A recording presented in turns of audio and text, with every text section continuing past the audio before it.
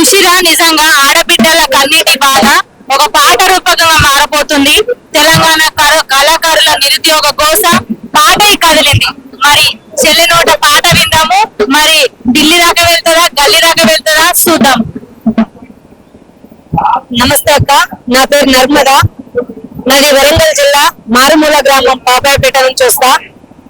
ఏ పాట అయితే మిమ్మల్ని గద్దెనెక్కిచ్చిందో అదే పాట గద్దె దించేలా చేసుకోకండి అని పోరు దీక్షతోటి మీ ముందుకు వేడుకోనికి వచ్చినాం.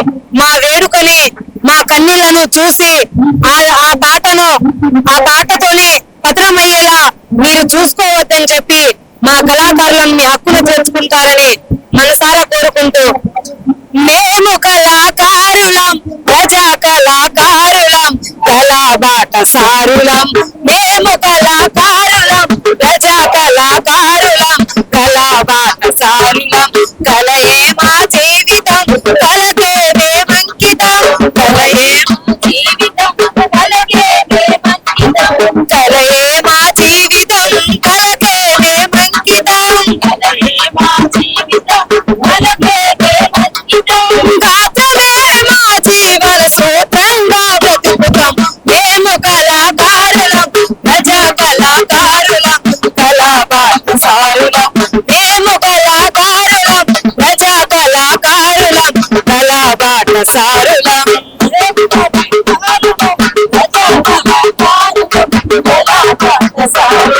ఇలా ఎన్నో మా ఆకలి కడుపులపై ఎన్నో అవరోధాలు దాటుకొని మా ఆకలి కడుపులను పక్కన పెట్టి ప్రజల కోసం అనునిత్యం పనిచేసుకుంటా ఆకలిని చూడలే, పిల్లల్ని చూడలే, ఇంటిని చూడలే, సంసారాన్ని చూడలే, అన్ని పక్కన పెట్టి వచ్చినాం. కాబట్టి ఈసారి మీరు కనకరించి గత ప్రభుత్వం కంటే మన ప్రభుత్వం మేలని గుర్తించుకునేలా ఈ పోరు దీక్ష సాక్షిగా మీరు మమ్మల్ని మీ హక్కున మీ సంక్షేమ పథకాల్లో భాగస్వాములను చేస్తారని మరోసారి వేడుకుంటున్నాం.